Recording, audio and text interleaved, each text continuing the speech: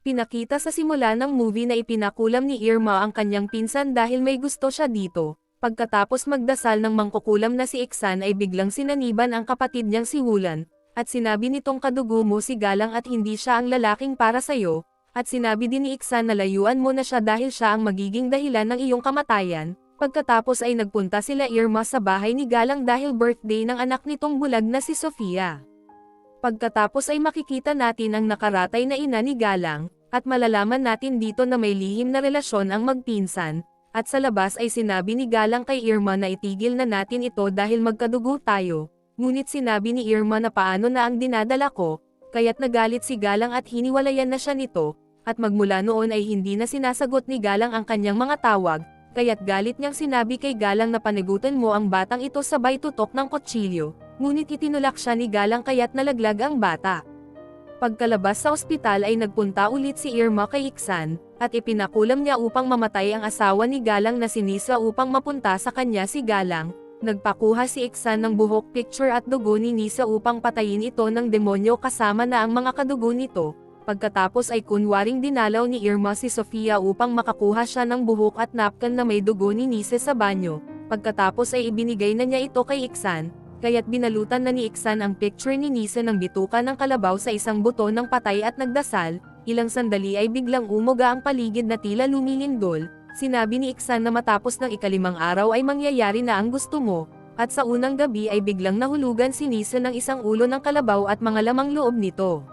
Kinabukasan matapos gupitin ni Nisa ang buhok ng manika ay kinain niya ito, samantala ay nakita ni Irma na naging demonyo si Wulan, at sa ikalawang gabi ay nasuka ng dugo at mga linta si Nisa.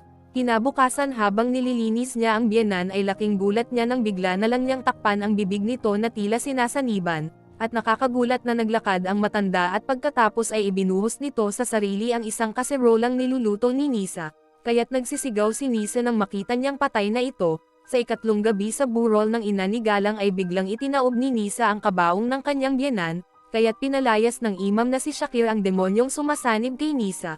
Sinabi ni Shakir na gaano man kalakas ang demonyo ay ang Diyos pa din ang laging mananaig, samantala ay nagsisigaw sa takot si Nisa nang makita niya ang ina ni Galang sa banyo. Pagkatapos ay dumating si Galang at nilagyan siya nito ng ibinigay na tubig ni Shakir.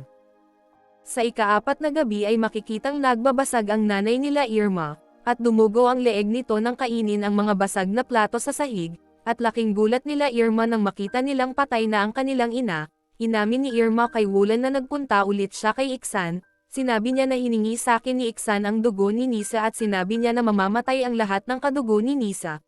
Pero di ba hindi naman kadugo ni Nisa si mama at tita?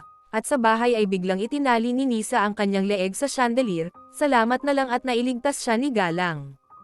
Humingi ng tawad si Irma kay Galang at umamin na kasalanan niya ang lahat. Kaya't nagalit si Galang at sinabing ikaw pala ang nagpakulam sa amin. Sa ikalimang gabi ay biglang naging demonyo si Wulan at sinakal niya si Irma. Pagkatapos ay umakyat ito sa puno at tumalon kaya't namatay na si Wulan. Nagpunta si Irma sa bahay nila Iksan upang matigil na ang kulam. Samantala sa moske ay dinasalan na nila Shakir si Nisa at pagkatapos ay binalutan nila ito ng isang malaking tela. At biglang naging demonyo na si Nisa at lumutang ito sa ere. At pagbagsak nito ay humagas silang lahat. Hinanap ni Irma si Iksan sa loob upang matigil na ang kulam, at pagkatapos ay nakita siya ni Iksan na sinasaniban, samantala nang magising si Galang ay sinakal siya ni Nisa kaya't hinampas siya ni Shakir, ngunit lumipat ang demonyo kay Sofia. Pagkatapos ay ipinakita ang isang nakaraan na sinabi ni Nisa kay Sofia na dalaga ka na anak kaya't dinatnan ka na, at ang itinapon na sanitary napkin pala ni Sofia ang nakuha ni Irma, kaya't ito ang dahilan kung bakit namatay ang lahat ng mga kadugo ni Sofia.